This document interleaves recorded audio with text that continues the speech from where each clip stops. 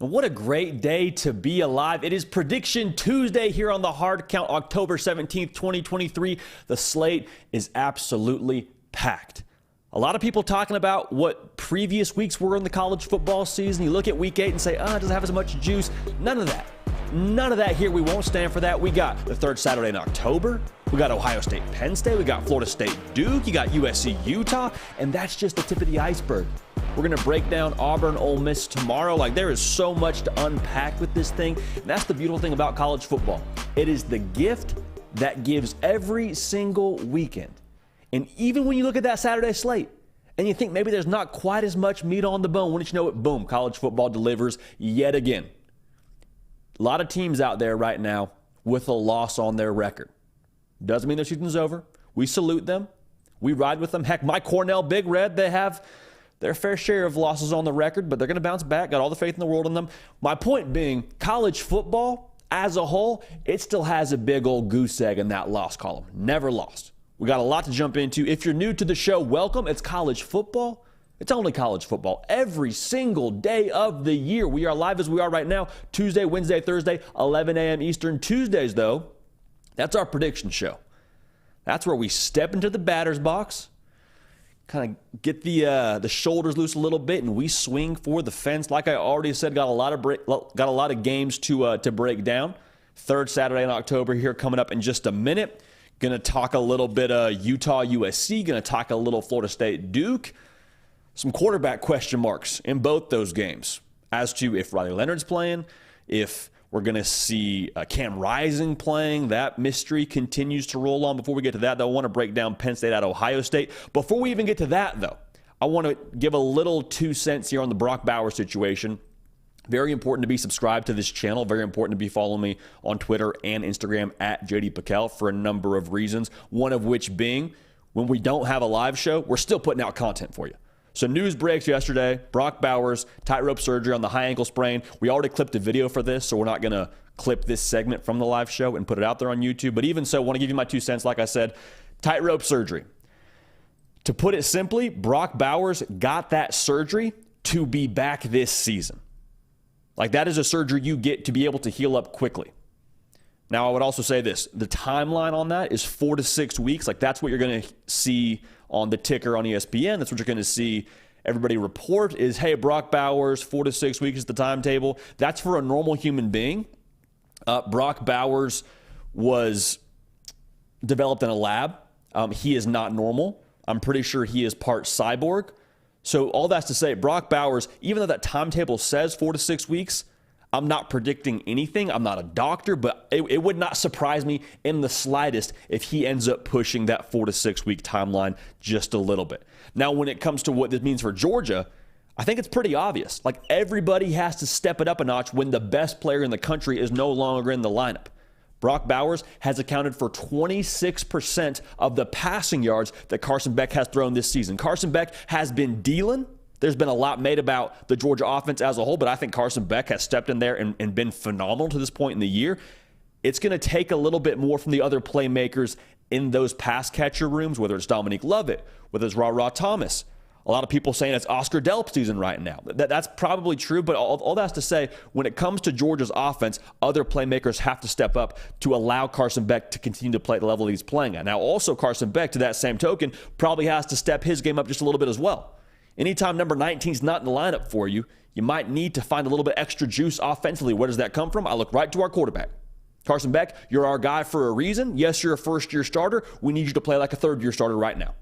Okay, so for Georgia, I think they're still going to be, I don't want to say fine, because saying fine makes it sound like I'm almost making light of the Georgia situation. The key thing to watch here now, let's say Georgia does elevate their game with those pass catchers. Let's say they do kind of evolve as an offense. And then let's say that Brock Bowers comes back, and let's just be conservative here. Let's say that he comes back the SEC title game. Now, we're making the assumption here that Georgia plays for the SEC title game, but let's just say that he comes back in that spot and he gets into the lineup with a Georgia offense that is operating, again, at a different level than it was at the point in time that number 19 left the lineup. Now, you add him into that, and I think that's scary for college football. because then the offense is more dynamic. You have other pass catchers that have stepped into their own. I think Carson Beck has probably grown up a little bit at that point as well with what you've asked him to do offensively. So I'm just saying, keep an eye on the situation. Brock Bowers got that surgery to contribute this season still. So a lot of people saying his season's done and he's out for the remainder of the year. Like, I'm not on that train. I think he's coming back at some point this year. All right, it's Prediction Tuesday.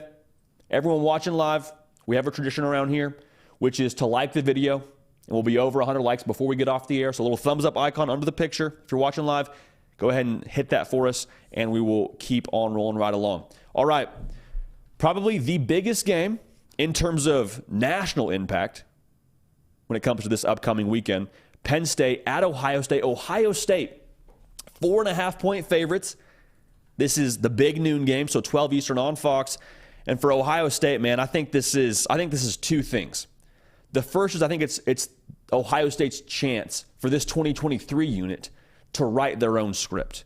You talk about Ohio State, and there's a lot of conversation around what C.J. Stroud did there, what Justin Fields did there, and what those teams were like. This is the chance for Ohio State now to be the team that bounces back, the team that lost the previous 2 seasons to Michigan and kind of got bullied up front. This is the team that's going to have a chance to write their own script and make their own case for what they're going to be when you talk about those great Buckeye teams.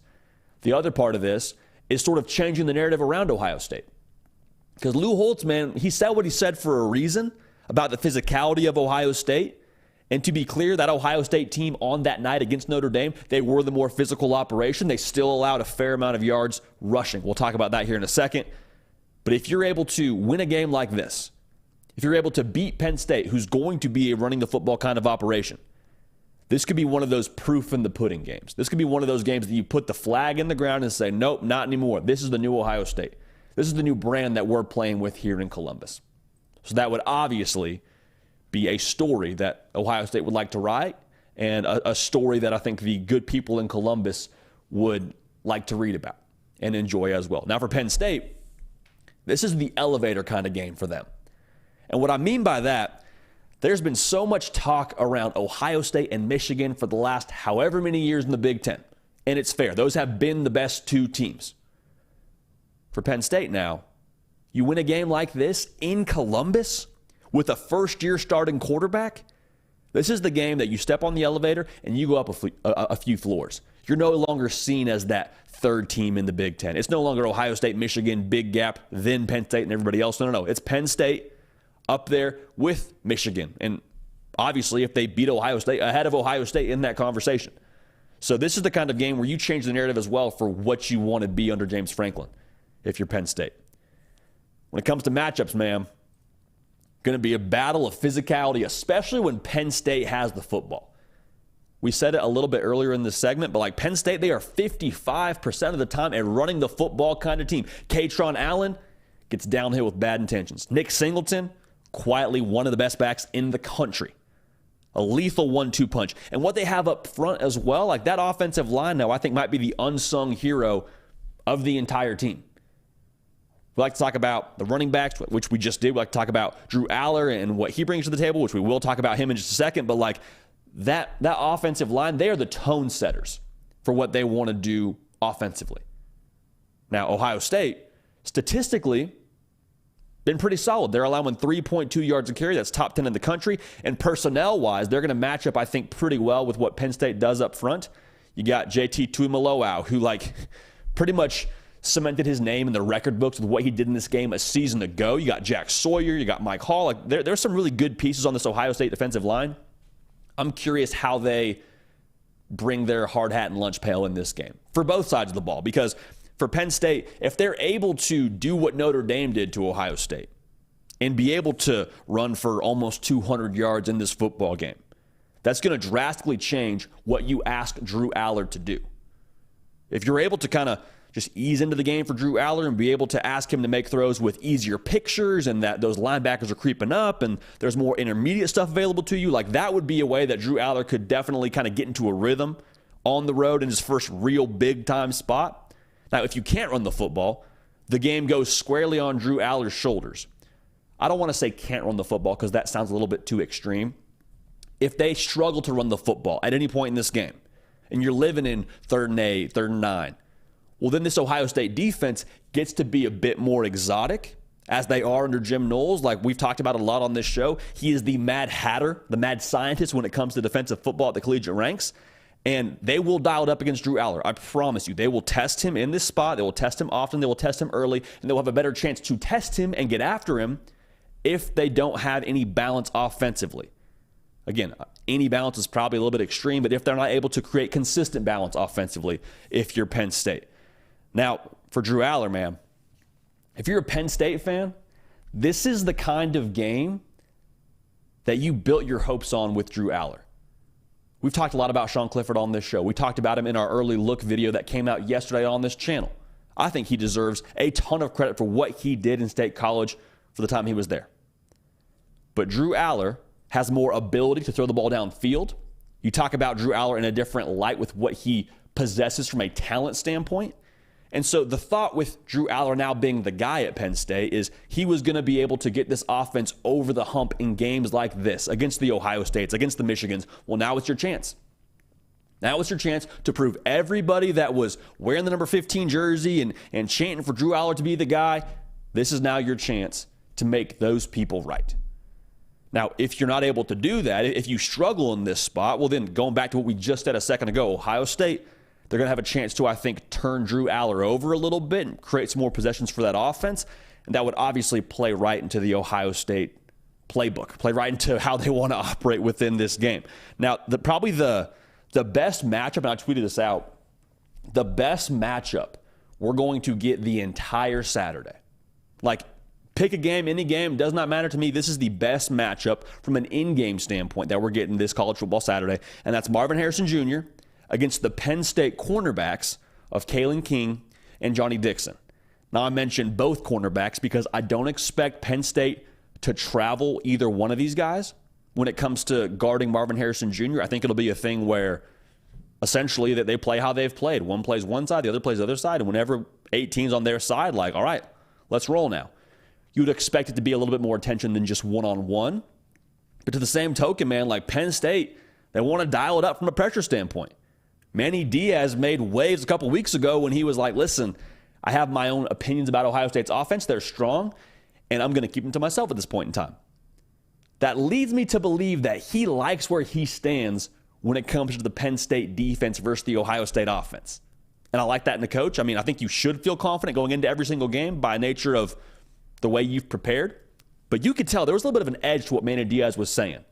For Marvin Harrison Jr., though, going back to this matchup, like, Ohio State, the last couple of games, they have made a point to get him the football. And that's what you should do offensively, right? If you're Ryan Day and Brian Hartline, get your best players the ball. Let them have the most impact on the game possible. For Kyle McCord now, I have been very much so in wait-and-see mode with him. Not that I don't think he's a great quarterback. I'm just questioning if he can get this offense to be where it was the last couple of years. Now, I don't doubt his ability. I don't doubt if he's got under the hood. I'm just wondering if he's at this point where he's driving this Ferrari as the first-year starting quarterback. It's not a knock on Kyle McCord. I think it's a pretty valid question to what we've seen at this point. Whenever you try and force-feed the football to players, it takes a little bit of that, I don't want to say decision-making out of it, but at that point in time, your defense can kind of key on what you're trying to do offensively. So it's going to be very important now for Ohio State to have answers outside of Marvin Harrison Jr. Now, at the time of us being live right now, I have no gauge for what's going on with Emeka Egbuka. You hope he can play. That would be huge for Ohio State. But if he can't go, going back to what I said, you need answers. You need answers. Now, whether that's Chip Traynham and Dallin Hayden in the run game, whether that's Cade Stover having the middle of the field open because of what Marvin Harrison Jr. demands on the outside, like whatever it looks like, I need a jab to what we have haymaker-wise offensively for Ohio State. I think they can do it, but that's going to be crucial because I don't expect either side of this matchup when it comes to Marvin Harrison Jr. and those Penn State cornerbacks to just be a blatant win. Like, I think Marvin Harrison Jr. is going to get his. I think Kalen King, Johnny Dixon, I think they will make plays on the football. I don't think it'll just be 7-11 open all day for Marvin Harrison Jr. And so what I'm watching in this matchup now, in this heavyweight bout, who lands the timely punch? Like, I'm talking 4th and goal, we need a big play. We're going to Marvin Harrison Jr. Who makes the play there? Does Marvin Harrison Jr. make that big catch, or is it Johnny Dixon or Kalen King knocking it away, and that's kind of the way this thing shakes out? Because I do think there will be an impactful play to write home about that turns the tide for either side in that matchup. Now, Ohio State, in addition to that, they have to have answers to the pressure that Penn State's going to bring. Penn State, it is no secret who they are identity-wise. Like, Abdul Carter gets after the quarterback. Chop Robinson gets after the quarterback. They do a great job of it at Penn State. And there's two things that I think this could force on Ohio State. One is you play behind the sticks if they're able to get home a couple times. That's obvious, right? You don't want to live in 3rd and 10, 3rd and 12, whatever it ends up being if you get a sack. And that's not ideal, right, if you're an offense. Second part of that is it could throw you off balance offensively if you start to see ghosts if you're Kyle McCord. I'm not saying he'd respond this way. I'm saying it's a possible scenario if they get to him 1 or 2 times. Then at that point, you can show pressure and not bring it and drop into coverage and maybe create a turnover. Also, if you're going to play aggressively, though, for Penn State, to the same token, you better get home because there's playmakers on this Ohio State offense that will make you pay if Kyle McCord is on his P's and Q's and sees that pressure coming and throws into the blitz. Like, there are guys that can hurt you in a very real way from a playmaker standpoint for Ohio State. And Marvin Harrison Jr. is not the only one that can do that. All right, so Julian Fleming's a guy, Carnell Tate's a guy. Like, there's going to be options for them here. So when it comes to our pick in this game, man, went back and forth a little bit on this one. I think any way you slice it, this will be a fourth quarter, potential last play kind of game. Both tremendously talented rosters, both very well coached football teams, enormous impact for both teams with how this thing shakes out when it comes to the Big Ten race. All about control for both teams. I think Penn State in the trenches defensively is just different this year. I think offensively they have a really good chance to control the tempo of this game and ease Drew Aller into it. I think Ohio State's going to score. Make that very clear. I think Ohio State will score on this Penn State defense, even though they are a top 5 unit in the country. When it comes to our pick, though, I think Penn State has built to a moment like this. I think they end up winning by 1 point.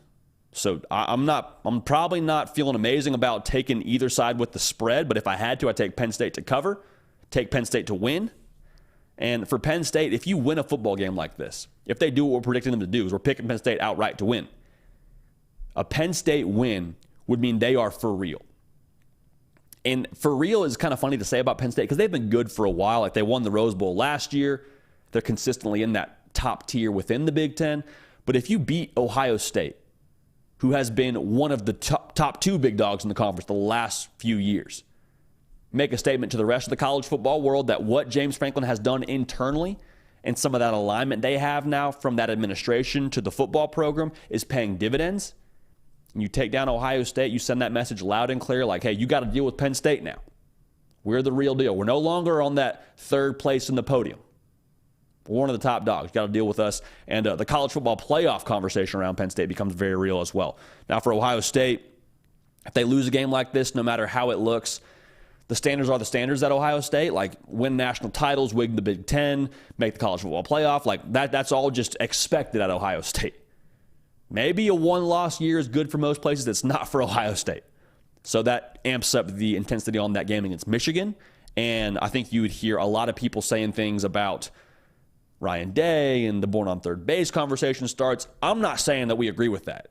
In fact, I'll go ahead and say this right now. We don't agree with that. But there would be a fair amount of people that have something to say if they were to drop this game. So again, we got Penn State to win. Tremendous impact on the college football playoff race, the Big Ten race. I think it's going to be a classic in Columbus. Can't wait to watch it. I'll say this too.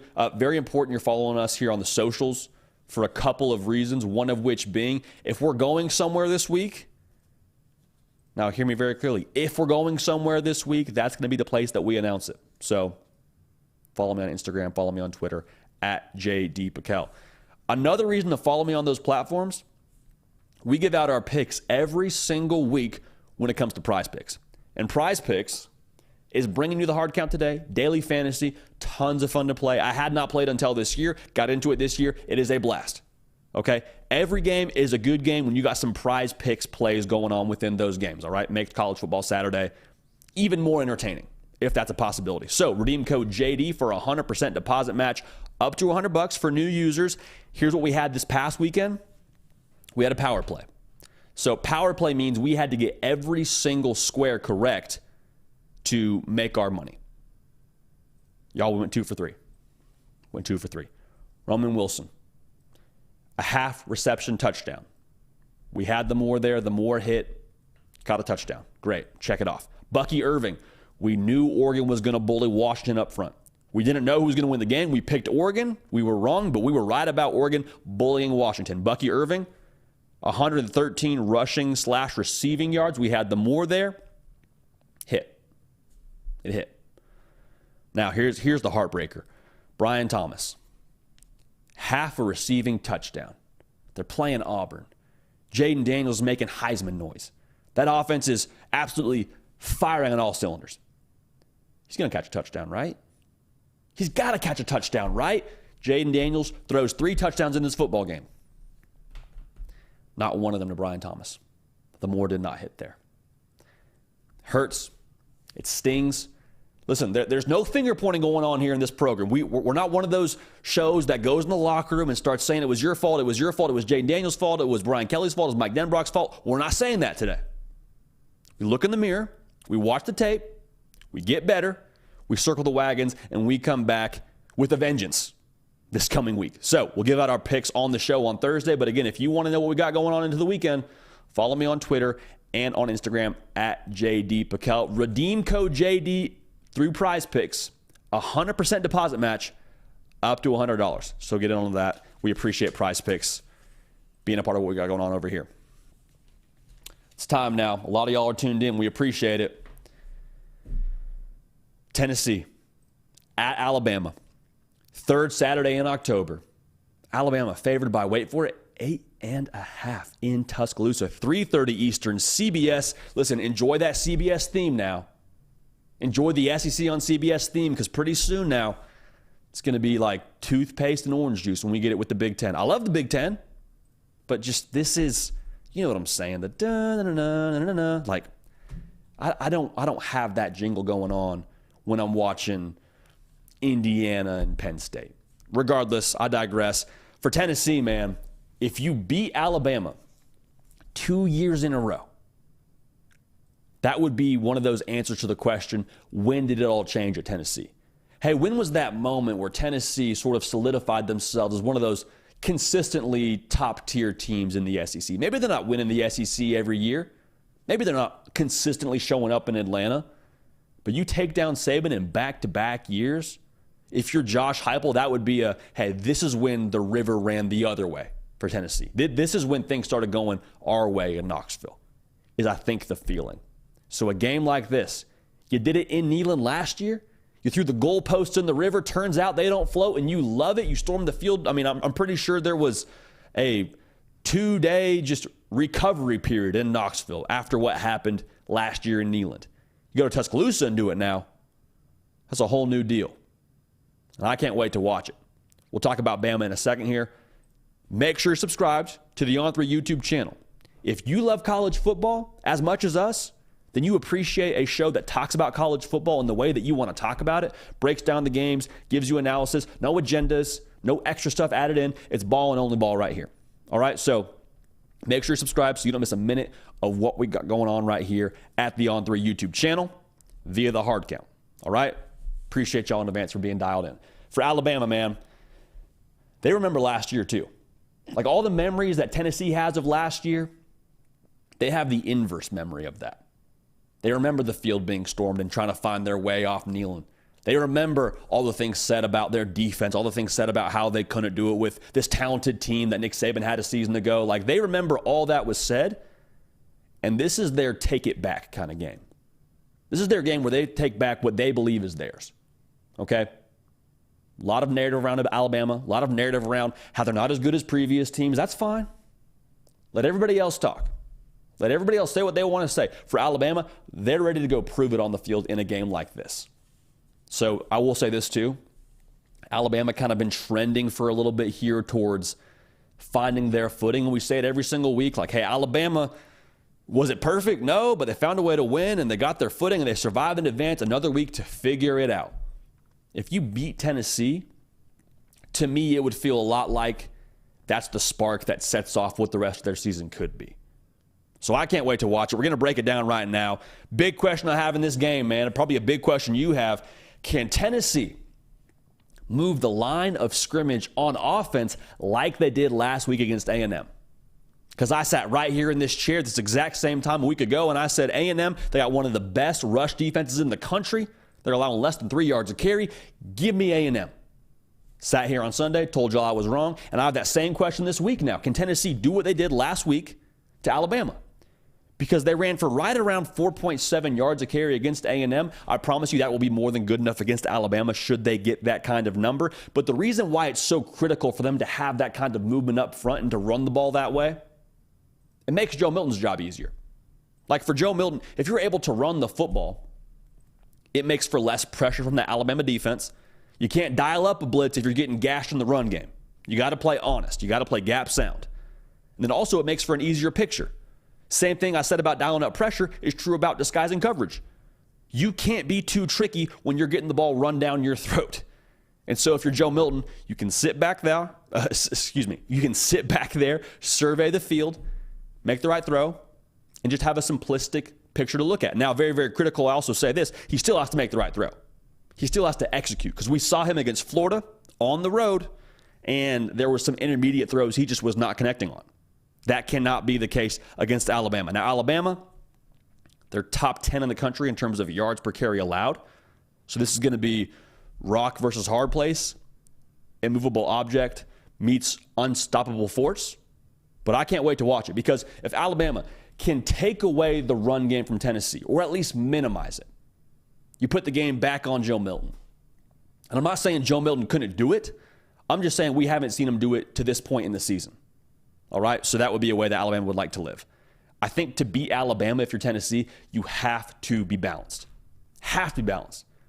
If you're going to be able to just sit back there and know that Tennessee can't run the football if you're Alabama, or is not able to consistently run the football if you're Alabama, then you can get after the quarterback, and then you can start to dial it up and make things uncomfortable for Joe Milton. A very, very key piece of this is going to be the end-all, be-all for me. Now, what this requires from Jalen Milroe is being efficient in the pass game. He's been that for the majority of the season. He wasn't really that way against Texas, wasn't really that way this past weekend against Arkansas. And then also, I need probably 3.5 to 4 yards a carry from Alabama, more than likely coming from Jace McClellan. What that would do, again, sets you up with 3rd and 4, 3rd and 3.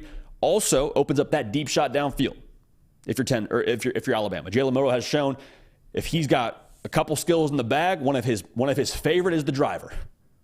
Popping a deep shot to Kobe Prentice or Isaiah Bond or Jermaine Burton, we've seen him do that consistently and seen him do that effectively. Something to watch for in this one, if they get into 3rd and long, 3rd and passing, if you will, Tennessee has a really good pass rush. They're right around, I believe, like 10% sack rate right now, which is good for top 15 in the country. Alabama has been really bad at protecting Jalen Milroe. Like, it's an offensive line that's still coming together. I think they're finding their footing when it comes to running the football. But if they can't protect Jalen Milroe consistently, then this whole conversation is just a no to being able to live in 3rd and manageable. You don't get to do that. And then you put the game back on Jalen Milroe. In addition to that, you also get to dial up pressure if you're Tennessee. Same thing we talked about with Alabama and Joe Milton. You live that story if you're Tennessee, if you're able to take them out of 3rd and manageable. Now, something to watch for. On top of that, Jalen Milroe, how does he handle pressure on the early downs? Not talking about 3rd down, I'm talking about early downs when Tennessee dials it up and they stick true to their identity and they try and get after the passer. How does he handle that? Because I think there's a kind of a boom or bust situation that could play out here. One, the boom for Alabama could be he throws out of it. And that could be the big play. Like you see pressure coming from that second level, you get it out to Isaiah Bond, get it out to whatever playmaker you want to insert there. Big play happening because some real estate was left from where that blitzer just came from. So that would require him to see it right away, get the ball out, great throw, on time, on the money, we're off to the races. Another situation here, a little bit less of a reward for Alabama, but kind of a staying alive if you bring pressure and Jalen Milroe escapes, churns and burns, gets upfield, maybe not a big play, I suppose it could be, but probably a first down. Tennessee, you like to avoid that. You got to get home. And if you can't, like that's the luxury of having Jalen Milroe as your quarterback if you're Alabama. That's why you made number 4 your guy, is because he can make special plays when the play breaks down and when you try and dial it up against him. So there's that.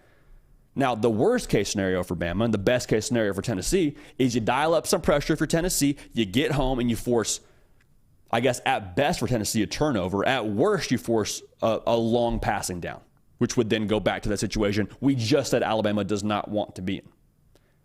I think something to also watch for, a lot of things to watch for in this game. Another battle that I'm watching, probably one of the more key scenarios, the battle on the perimeter from Alabama secondary against the Tennessee wide receiving corps.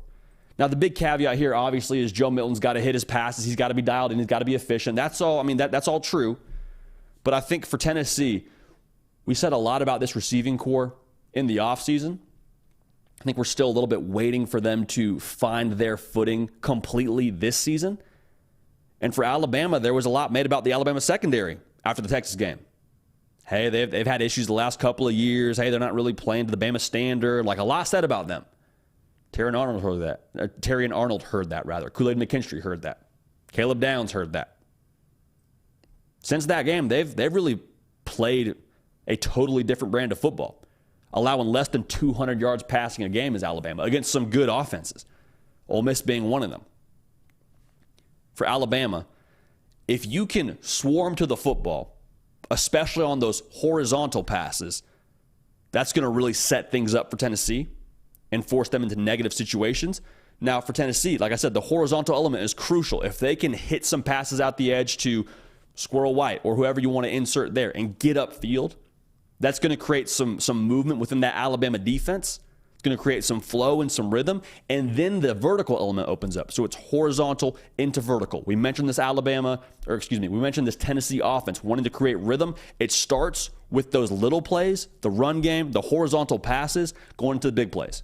So it all goes back to, can Joe Milton deliver? That's absolutely true. But I think Alabama being able to play those effectively and honestly, not getting caught with the horizontal approach and then having a vertical pass behind them is going to be a very, very big deal in this game.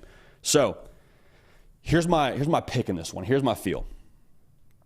I think Alabama is finding their stride. I think what we've seen from them the last couple of weeks is real. Hasn't been perfect, but it's been a steady build, a slow trajectory they're kind of putting themselves on. And I worry about Joe Milton. I worry about number 7. Tons of ability. We've seen him be really good. The Orange Bowl is kind of that snapshot that lives in my mind of, hey, okay, I think Joe Milton can do it. Hasn't done it consistently just yet. They're going on the road. Last time we saw them in a true road game was in the Swamp. I'm not saying Bryant-Denny's the Swamp, but I'm saying we had not seen them be efficient just yet on the road to this point. So if Joe Milton goes out and dices Alabama up, I think it's a possible scenario. It would be the first time this year we've seen him do that in terms of being super consistent throwing the ball downfield. It's possible, but I'm not picking it to happen. I think Alabama wins a close one. I think they get revenge in this one. I think it's low scoring. I got Bama winning 27-23 at home. Now, if Alabama does that, I think at that point in time you say, okay, this is who Bama is. They're going to be a team that kind of finds a way to win imperfectly. They're not Bama of old where they just blow you out or they just, control the line of scrimmage 100% of the time. Like they just kind of find their way to keep on scratching and clawing and kind of a scrappy Alabama team. So I don't feel great about the spread for either side, to be honest, but we'll take Tennessee to cover. We'll take Alabama to win. It's going to be crazy. I don't feel great about that pick, to be honest with y'all. Don't feel great about the pick. Don't know if I trust either quarterback at this point in time, but we've seen a little bit more from Jalen Milroe, so we'll ride with him right now. Go ahead and get in the live chat too. Let me know what y'all think about that game. Let us know. We'll get to your questions here a little bit later in the show. We appreciate y'all putting us over 100 likes, and we'll keep on rolling here. Also, a little bit later in the show, finally going to tell y'all how you can get a program shirt. They're nowhere to be purchased. We've seen a lot of y'all in the comment section. A lot of y'all DM'd me, said, JD, where can I get one of those? Can't get them anywhere. But I'm going to tell y'all in just a little bit how you can get one. Okay, so stick around for that. Duke at Florida State. Florida State favored by 14 points at the time of us being live. 7:30 Eastern on ABC for Florida State. Now, another hurdle in front of them. Another hurdle on their way to trying to win an ACC title, which is the mission for them. Make it very, very clear. That is what they're about this year. It is ACC title or bust. No more, oh, we won 9 games, that's good. Oh, we won 10 games, that's good. No. You want to bring home some hardware. And teams that bring home hardware, teams that lift trophies, they bring it in every single spot. The win last week against Syracuse gave me some encouragement if I'm watching Florida State. I think they're starting to find their mojo. Now for Duke, hey, don't look now. Duke is pacing for an ACC title appearance. Like Duke, their loss to Notre Dame was not a conference loss. They're right on track to make the ACC title. Now, you still got Louisville to talk about. We'll see what UNC is a little bit later in the year. But I'm just saying, at this point in time, Duke is a football school. So we're going to talk about them that way. Now, this line from Vegas leads me to believe they do not think Riley Leonard is playing in this football game. If Riley Leonard were playing in this football game, I would not expect Florida State to be favored by 14 points. Mike Norvell, however, did say Florida State is preparing for Riley Leonard to play. Now, if he were to play, obviously that would be a huge advantage to Duke. We're going to break this game down right now, trusting Vegas and trusting that Riley Leonard is not going to play in this game. So a big question for me is the Duke secondary and how they distribute resources against this Florida State pass-catching group. Because we talk about this with Florida State a lot whenever we break down one of their games. Like, it could just be the game breaker for the Noles. Like, we went and saw them against Clemson in Death Valley. Electric atmosphere. That place was rocking. Overtime kind of game. Florida State ran the ball for 20 yards. 20 yards. And still found a way to win that football game. Now, there's a defensive touchdown baked into that score, but I'm just saying, like, that could end up being just like the well they keep going back to. We're going to go to it until you stop it. Johnny Wilson, the 6'15" wide receiver for Florida State. Mike Norvell said they feel really good about him. I'm expecting him to play in this game based on how they're talking about it. Duke has also been really good against the pass.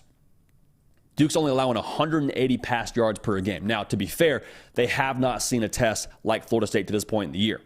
Notre Dame, I guess, is the next best thing if you're trying to find a comp for talent roster-wise against Duke. But, even in that game, I thought Mitchell Evans played phenomenal, the tight end for Notre Dame. So that's kind of my question here.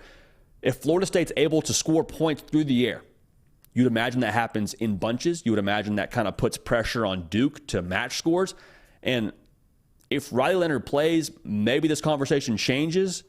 But potentially, you're playing with the backup quarterback in Henry Beelan, who went 4 for 12 last week against NC State. I don't think that there's a tremendous jump from that week to this week for Duke's offense. That would concern me if I'm a Duke football fan. I don't know how you match scores with Florida State if they're scoring at that clip, throwing the ball through the air. Now, if you do kind of hang around and you are able to kind of manage that pass game, if you're Duke, well, then you give yourself a chance to, just like I said, hang around, stay in it, take your shots, trade blows, and be able to make this a game in the fourth quarter. That would also probably dial back that crowd noise quite a bit, which you would love for your backup quarterback. Something to watch for here. There's going to be a lot of attention demanded from Keon Coleman because he's, I think, arguably the best receiver in college football. Marvin Harrison Jr. probably has that title, but I think Keon Coleman is right up there with him, to be real with y'all. And if Johnny Wilson plays in this game, that's going to put a lot of pressure on the edge of this defense on the perimeter side. Like, the safeties have to respect the deep ball from either of those cats. So what does that mean? The middle of the field for Florida State could be there. We saw Mitchell Evans have a day for Notre Dame, the tight end for the Irish. Tight end for Florida State, Jaheim Bell. I think this kind of could be that game where we talk about him a lot the Sunday after, with him having a big day. So keep an eye on that. Now, the spread is Florida State minus 14, as we've already told you in this game. Anytime we have a double-digit spread like this, it would be easy just to pick Florida State outright. So I got to tell you like what the non-negotiables are for me. If Duke's going to win this football game, there's a couple of them. The first of which being they have to be able to run the football. Even with Riley Leonard, if he plays in this game, I need Duke to have some kind of output on the ground. It would control the game. It would limit possessions for that Florida State offense. It would take the crowd out of it. Like, that's just a whole situation that steadies everybody's hand. Everybody kind of just calms down a little bit if you're able to run the football if you're Duke. That would be true to their identity, too. They're a team that wants to control the line of scrimmage. They want to push you around. They want to just, as a whole, make you say uncle with how they play smash mouth football. That's exactly who Mike Elko is. Now, on the other side of that, they need to be able to score touchdowns. They need to be able to go touchdowns, not field goals against Florida State. Because we already said it a little bit, like you don't want to get into a situation where you have to match scores with Florida State. If you do get into a situation where you have to match drives with Florida State, I promise you, Florida State's going to get touchdowns. You got to get 7. Has to be a reality. On top of that, cannot turn the football over. So all these things kind of go hand in hand. And I guess like to put a statement on all these non-negotiables for Duke, it's got to be a clean game. It's got to be a clean game. It's got to be a controlled game. Aim small, miss small. Take your shots where you can get them, but as a whole, be physical, play to your strengths. Don't try and play Florida State's game because you're not going to win at Florida State's game. Now, here's the backbreaker for me. In this game, I'm concerned about the momentum that Florida State has right now if I'm Duke. Because Florida State, they are running the football well based on this past weekend, which was one of the things you were worried about if you're Florida State coming out of that Clemson game. They averaged in the Syracuse game 5.5 yards a carry. They got downhill. They did it on the perimeter especially. A lot of perimeter runs for Florida State that hit in a very big way. They ran for almost 200 yards last week. I understand that it was Syracuse. Like, I understand that. I'm not trying to overhype a big win over Syracuse. But Duke is allowing 4 yards a carry. Notre Dame ran for 5 yards a carry against Duke. So with that being said, I just think there's too much firepower offensively for Florida State. I don't trust Duke to score with them. Based on what Vegas is saying, it doesn't sound like Riley Leonard will play in this game. Again, that's based on the line. From what Mike Elko said, it sounds like he's day-to-day. If he does play, that probably changes the conversation a little bit. But even if Riley Leonard does play, I think Florida State's going to score too quickly. And I think that Florida State wins this football game 36-21. Meaning Florida State clears another hurdle, keep on charging towards that ACC title appearance in Charlotte. This would be a very, very big hurdle to clear. Make no mistake about it. Duke, as much as you want to say about Leonard not playing in this game, or if he is playing in this game, like, this is a ranked football team. This is a good roster. This is a tough football team. Just ask Clemson about it. If they get this win, that'd be one to, feel pretty good about yourself for getting. So we'll watch that one. Be a lot of fun to watch and unpack on Sunday, regardless of the result. The Noles, man, they're making a lot of playoff noise. Like, you look at the schedule the rest of the way, there's going to be some tricky ones. Got Miami at home. You go to Florida, but like, this kind of is going exactly as you would have hoped if you're a Florida State fan. I talked to one of y'all on the field after the Clemson game, and you told me, like, hey, if we could get through those first 4 and be 3-1, we would have taken it in a heartbeat. Would have been ecstatic about it. Right now they're undefeated. So the Noles are singing that Journey song, Do Not Stop Believing. We'll keep on rolling here. Another team that can't stop believing is USC. USC, man, it is no secret. They took their punch last week against Notre Dame, and we got Utah at USC. USC favored by a touchdown in this game. 8 Eastern on Fox. How does USC respond? How did the Trojans respond? Because there was so much made about the defense and what they didn't have last year and all they got through the portal. Like, the reason why there was so much talk around the defense is because they got exposed against Utah in that Pac-12 title game. This is the one you had circled. This is the one that you talked about during offseason lifts. This is the one your coaches told you about on that last rep of sprints during the conditioning test. Like, this is the game for USC to make a statement. Hey, last year is last year. We're more physical. We're more gritty. We're more determined. And this is the game where we show you. Last week was bad. They're trying to flush that and move on to the next. Beating Utah would be a tremendous step towards doing that and keep them right on track to playing for a Pac-12 title yet again. But you got to exercise those demons against Utah in this game. Now, Utah, they're out to prove they're still that team out west. USC gets all the headlines because of Caleb Williams and Lincoln Riley, and it's LA, for goodness sakes, and Washington. What they did to Oregon? Michael Penix Jr. is very clearly the Heisman frontrunner. Just ask Vegas. I think Oregon is still one of the best teams on the Pac-12. Bo Nix, Dan Lanning, like just the brand itself at Oregon carries a lot of weight. But Utah now, everyone's forgetting about Utah. Utah won the conference the last 2 years and did it pretty convincingly, might I add. I have no idea about Cam Rising. No idea. I don't think anybody has any idea. We were talking about Cam Rising maybe even being available against Florida, and then he didn't play against Florida, and we're going into week 8 now, and there's talk about him medically redshirting. There's some people in Utah circles that are optimistic that he plays in this game. We'll see. I'm going to go ahead and break this game down as if he's not playing, because that's been the way that it's gone to this point in the year. We'll throw in a couple of side notes here about Cam Rising, the way they impact this thing. But I mean, like, for me, the story of this game, the trench warfare between USC's offensive line and the Utah pass rush. Last week against Notre Dame for USC, there was so much made around the final score and how much they beat them by. And if you just look at that final score, you say, yep, lost by 28. Man, USC's defense just hasn't evolved, huh? That must be the deal. Well, I don't know if that's 100% accurate.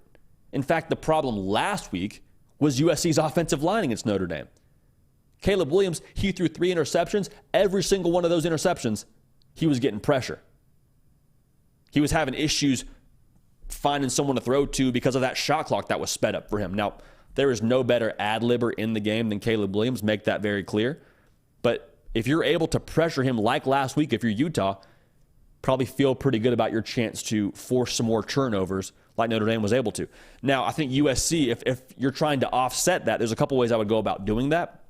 Lincoln Riley makes a lot of money for a reason because he's an offensive genius. But a couple of things that I'm probably considering from USC is potentially some perimeter passes, some zone runs, being able to sort of take the Utah defender if they're bringing pressure wherever they want to go. You want to go upfield? That's fine. We'll take you upfield. We'll run right underneath you. Hey, you want to bring pressure from the boundary? That's fine. We'll get the ball out quick to whoever we want to talk about as a wide receiver for USC right there. Make some plays downfield. Like, let's go. And that tempo and that sort of sleight of hand if you're USC could end up being like the perfect counterpunch to what Utah wants to do defensively. Now, again, if Utah gets home and they create turnovers, like this thing could get very ugly in a hurry and could look a lot like that game against Notre Dame did for USC. Now, the luxury for USC, they are back home, and I think they did get sobered up a little bit based on that game against Notre Dame. Like, I think that kind of brought them back to earth a little bit. We'll give you our pick here in a minute, but I'm just saying I'm curious how Caleb Williams responds.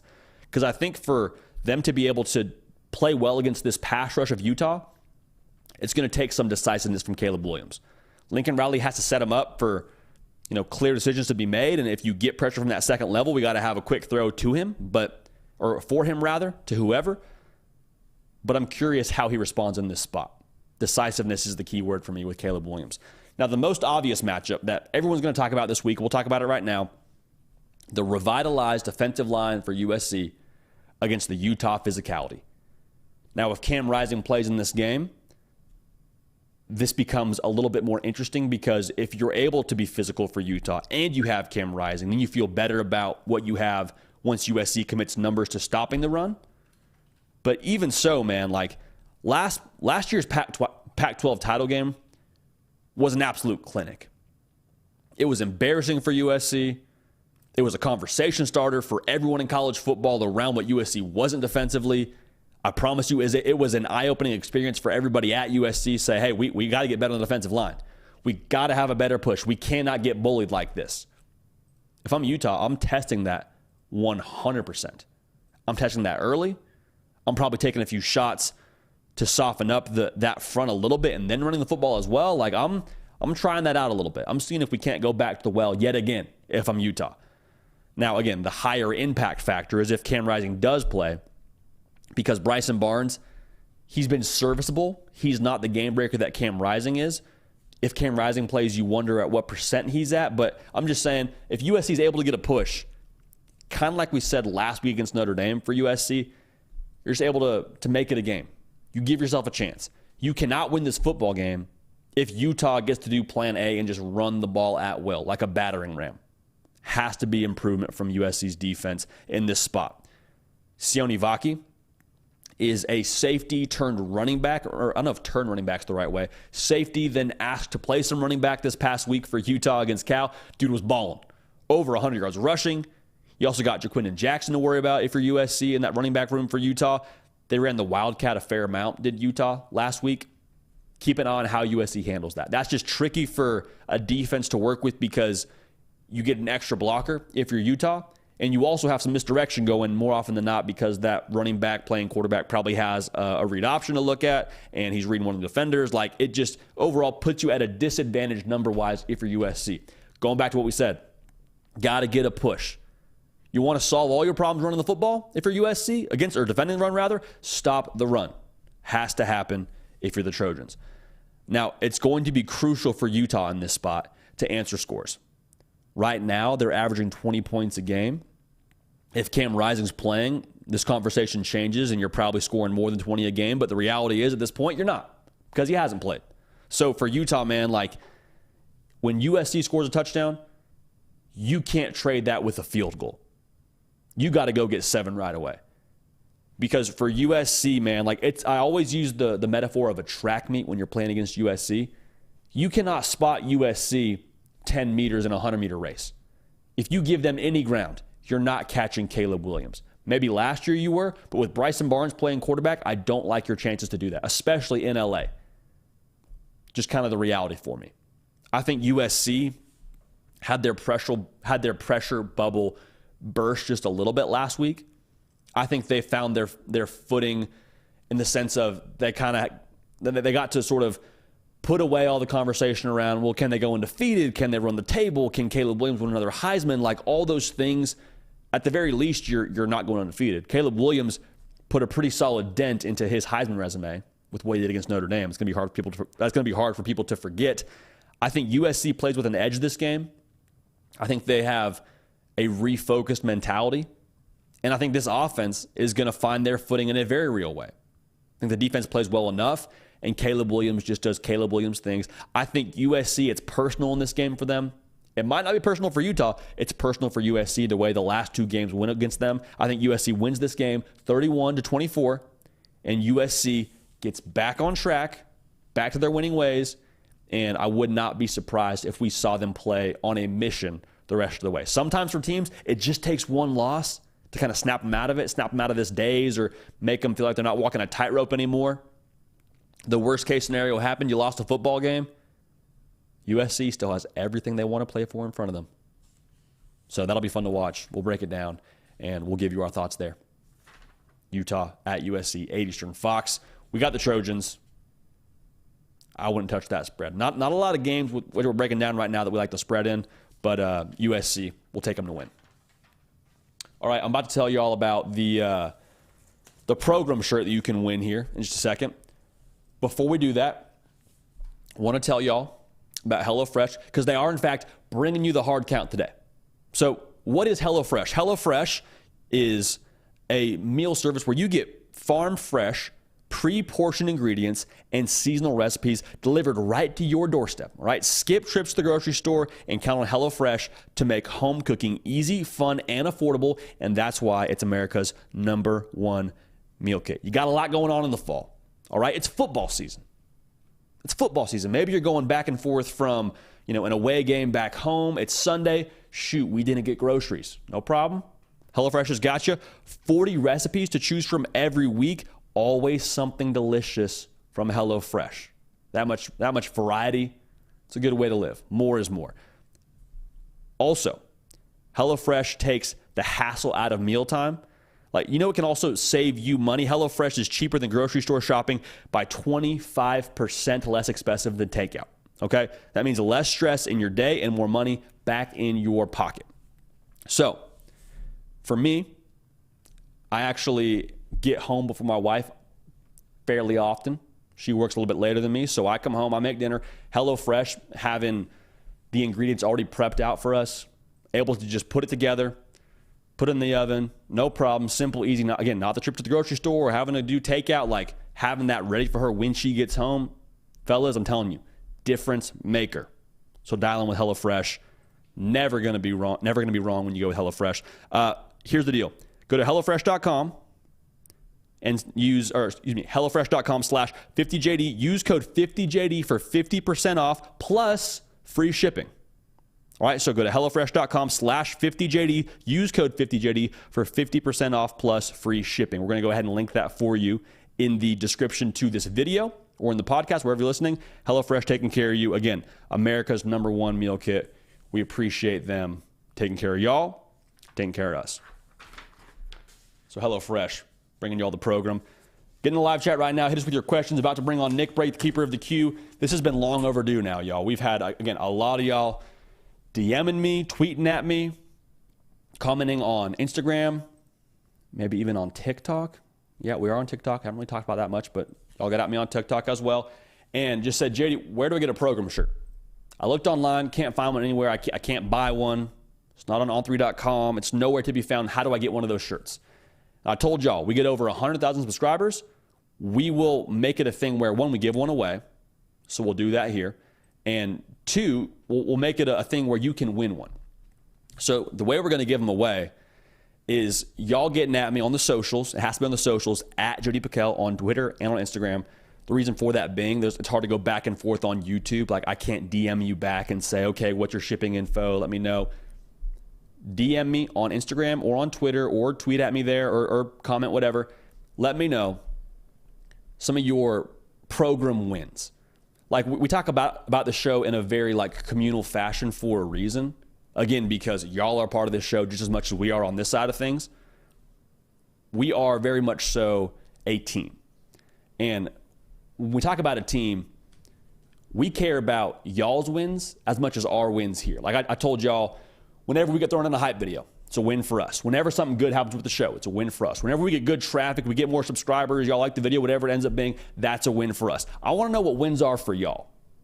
So let me know a personal win, whether it's emotional, whether it's professional, whether it's in school. Like, get at me and let me know what some of your wins are in your life, and we'll celebrate those together. We'll get you a program shirt. Be a real good deal. We're going to get to those as many as possible. But again, tweet at me, get at me on Instagram, DM me, whatever. Again, at JD Piquel. Follow me there. Got to be subscribed, so make sure you do that. But excited to get y'all some of these program shirts and celebrate a lot of your program wins with you. So to break down what the program is saying at this point in time, bringing on the man, the myth, the legend, keeper of the queue, Nick Brake. Nick, how we doing, big dog? What's up, man? You living good? I'm living good, man. You don't sound. You sound like you're not living good. What's going on? I mean, just here reading the comments. Is it popping off in there? We got some good ones. Some good questions early on. Get them in. There's only a few. Ask about 4 or 5. Is that good, JD? That sounds phenomenal, brother. Okay. I can't wait. First question. This is gonna be a hard one to answer. I know you're probably gonna have to answer it carefully, I should say. Reed Shannon, JD, in your opinion, what are the top 3 fan bases in college football? Oh, man. That is brutal. That's brutal. So I can't answer that one directly. Just quite frankly, I haven't had enough exposure to all the fan bases to give you an accurate assessment there. I'll go with just environments we've been in this year and just kind of give a hat tip to them. Clemson's home atmosphere was unreal. Unreal. Noon game. Clemson already had a loss. It was hot, and y'all brought it. One of the loudest atmospheres I've ever been in. Being at Michigan, Ohio State a season ago, both those fan bases brought it to the nth degree. And it's a rivalry game. I understand that was a game that was more or less for the Big Ten title and probably had, at that point in time, thinking it was going to be the college football playoff elimination game. But, like, both those fan bases, too, also brought it. Man, I grew up around a lot of Georgia and Florida fans. They're insane. So, like, I'm not going to probably do a top 3 necessarily at this point, Nick, but, I mean, I'll tell you what, there is a lot of passion across the college football landscape, and we've been exposed to a fair amount of it, and very, very grateful for that, and that's what makes this whole thing special. So appreciate everybody that gets after it in the comment section and voices their passion. Yep. But, man, top 3 fan bases, we might have to revisit that one. Might have to revisit that one for us. JD, I was really surprised, and I know this won't come as any surprise to any people in the chat, But our Alabama grad co-producer, my buddy Trey, who goes to the games with you, saying that Nealon was so incredible. Nealon was awesome, dude. And I didn't know that. Unreal. I am pretty new to college football, so that caught me off guard. I think that's pretty cool. Dude, so, it was awesome. Yeah, that's from an Alabama that's a good fan way to go. too. So if they don't win this weekend, at least they can have that over Bama, right? Exactly. Yeah, without question. We went to both those places too. I mean, Bama and Tennessee, like you said, Nick, like very engaged fan bases, both very knowledgeable fan bases too. Yeah. Like I would say, there's like obviously you have like the 1% of each fan base that's the loudest on Twitter that says crazy things, but like both those fan bases talking to people when we showed up there, pretty informed, pretty knowledgeable, and like had a pretty realistic gauge for what was expected in the game. Texas as well, another fan base. Oklahoma, another fan base. So I mean, we could go through all of them, Nick. But to be real, I think that's probably the way I would look at it at this point. Awesome, JD. Next question. This one's coming. Excuse me, I'm looking around. You're okay, good, this one's man. coming. I don't really want to say this name, but the question is, how big of a chance would you give the rematch of the Red River Shootout to be as the Big 12 title game, essentially? Bro, I would probably put it at like 80% right now. Like I think we saw in that game, Texas and OU, whether they go the rest of the schedule undefeated or not, I'm pretty convinced those are the two best teams in the conference. No shade to West Virginia, no shade to Kansas. But like the college football public, Nick, we deserve Oklahoma, Texas one more time in Jerry World before they leave the conference. So I'm going to go ahead and put that at 80%. Oklahoma doesn't really have a gauntlet in front of them. Neither does Texas. They'll play Kansas State, but that'll be in Austin. So I think we should see that one again, not just because I'm hoping for it, but because I actually think that's going to happen. So that's where we fall on that one, Nick. But that'd be a lot of fun too to turn on the TV, see that one in Jerry World. That'd be poetic. I'd love that. Yeah, that'd be awesome. Mando Flores, JD, do you think, and this is a good question, if Ewers had stayed at Ohio State, would he have beaten out Kyle McCord and Devin Brown for that starting job? That's a really good question. And there's a tough part to answer it because Quinn Ewers is from Texas. And from what it sounds like, when he went to Ohio State, there was a level of like shock factor with being somewhere like Ohio, with being away from home. And so I don't know if he matures the same way. I'm not saying it doesn't happen. I'm just saying that's a very big question mark, and I think a big reason why he's playing the way he is at Texas right now. I mean, also Arch Manning pushed him, it sounds like, when he got to Texas and kind of caused him to improve in the ways that he has. So I think Quinn Ewers being able to start last year for Texas and then look in the mirror and turn it around is why he's playing the way that he is right now. If he went to Ohio State last year, he would not have started. So I'm going to go ahead and say I think he probably would not have been as successful as he is right now. Now, would he beat out Kyle McCord? Maybe. I mean, I guess the conventional wisdom is that we'll never really know. I would say I think Ewers has more ability than Kyle McCord. If we're just going to keep it a buck right now, I would take Quinn Ewers over Kyle McCord at this point in time if I'm an Ohio State fan. But I do think his path that led him to Texas and his journey at Texas is a big reason why he's playing at the level he is now. So who knows if that ends up being the case if he stays at Ohio State. But that's a good thought exercise right there, Nick. That might be something we have to talk about in the offseason too, is the whole space-time continuum that is the transfer portal, that is the college football landscape right now. Ben, be patient, man. I'm going to ask your question. Since doesn't ask my question, I'm going to ask it right now. You're regulating it here, Nick. I love it, brother. It's a good question. I love it. Yeah, I'm going to ask it, man. He asks, what if Tennessee wins this game? I think they have an excellent shot at being in the SEC championship after beating Georgia on November 18th. Whoa, calling his shot. I love that, man. Yeah, I mean, if you beat Bama, think about the confidence that builds. Think about the way that we viewed that Georgia game last year for Tennessee. And they went to Athens, and they had Hendon Hooker. Like, I still maintain, and Georgia fans aren't going to like this, I still maintain that if a couple of those deep shots happen early for Tennessee, that changes the complexion of that football game against Georgia. I'm not saying they win. I'm saying it's a little bit more close. But, yeah, I mean, it would be a tremendous confidence builder if they were to win that game. They get Georgia at home this year. If they win, everything's on the table. I mean, I'm curious to see what they look like if they do win that game. I'm curious to see, like, how that would look from an eyeball standpoint. Like, is Tennessee just dominant and they're able to score points on Bama and Joe Milton throwing it around the yard?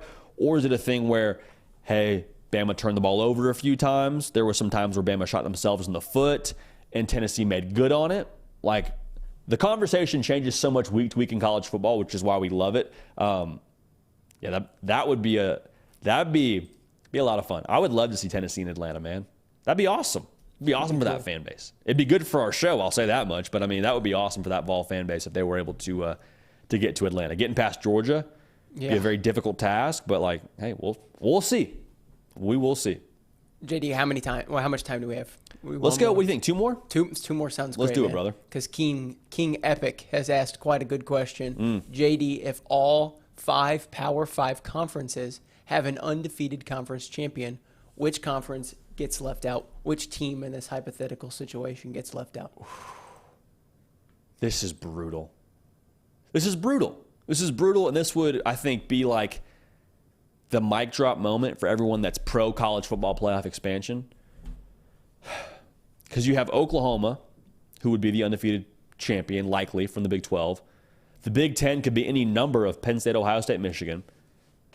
The Pac-12 could be Washington, and that's essentially it. Gosh. That stinks. That'd be tricky, man. The ACC would be Florida State. Who gets left out? I guess you go to the eye test then. I mean, the SEC would be Georgia. Gosh, man. This would be so tough. I don't feel good about leaving the Pac-12 out because I think you have a number of big-time ranked wins. If you're that conference champion, you're Washington. Oregon already being one of them. That would also mean Oklahoma beats Texas twice. Then Michigan, Ohio State, Penn State had to have beaten Michigan. I honestly think you have to leave out Oklahoma, right? Gosh, yeah, I don't know. Like, then I'm looking at Florida State, like their best win would have been. LSU. Well, then we'll see who's in the conference title game against them and how high they're ranked. Like, did they get Florida State and North Carolina or Louisville as like a top 10 matchup? Like, I don't know. Jeez. Yeah, I mean, I guess you'd lean Oklahoma just because the Big 12 hasn't been playing how well they, you would hope they are. Like, the rest of the meat on the bone for them isn't incredible, but like, yeah, that would just be, that'd be college football playoff apocalypse, legitimately. Like, I think you're right there, though, Nick. Like, I think that the ranked wins probably lean towards the other conferences. You probably got to leave Oklahoma out just by the nature of what the Big 12 has done this year. I hate that. That's not fair. I don't support that. It's not right, but I think that's what would happen. Yeah. I also don't think that happens, to be real. I don't think we get 5 undefeated conference champs. If we do, we will circle back to this moment. But I do not think that happens, just to be clear. I didn't even think about that until that question was asked. That was a great question. Great question. 2 things. First and foremost, man, this guy named Dr. Dan in our chat is getting so much hate. Give him a break, guys. He's a doctor. Come on. Dr. Dan is a good guy. And then Evan, I think sweet talking me because he asked a good question. Says that Nick does a good job at monitoring the chat. He does. Evan, he does. It's worked because I'm going to end off on your question. Asked JD, does the winner of OSU Penn State deserve to be top 2? And if Penn State wins, what is their chance for an upset against Michigan? Well, one, it's a great question. Yeah, terrific. I want to get to that. Nick, I appreciate you, man. Monitoring the chat. Hey, Evan's not wrong. You crush it, brother. You produce, you punch the show live. I mean, you do everything. So I appreciate you, brother. And, hey, we'll do it again tomorrow. How does that sound?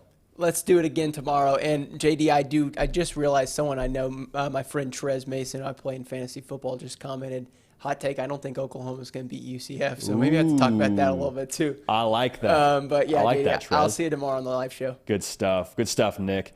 Oklahoma beating UCF would shock me, but stranger things have happened. The question was, does the winner of Ohio State, Penn State catapult into top 2 space?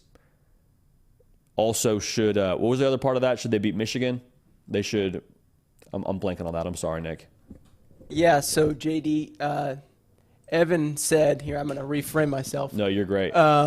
So kind of says that okay, if Penn State, the winner of that game, do they deserve to be top 2? And then if Penn State wins, what are their chances of like going undefeated in the regular season, beating Michigan? Thank you. Hey, I need all the help I can get here, Nick. I appreciate it, brother. I'm going to duck out again, JD. I love it. I love it. Thank you, brother. To answer the first part of that question, I think resume-wise, you're probably in the top 2. Now, does the AP see it that way? Do we see it that way? It probably depends on how that game looks, to be real. Like, we're going to kind of hold our opinion on them being top 2 until we see this game play out. Like, if Penn State's just dominant or Ohio State's just dominant, yeah, I think they are a top 2 team. Michigan, I think, is just so complete right now, and they've been so dominant. It's hard for me to penalize them because they haven't played anybody yet.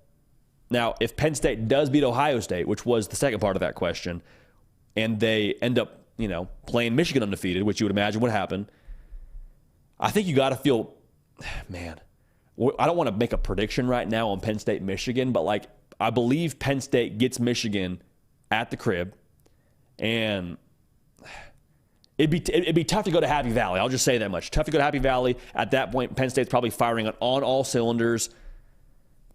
Gosh, I would feel a lot better about my chances if I'm Penn State.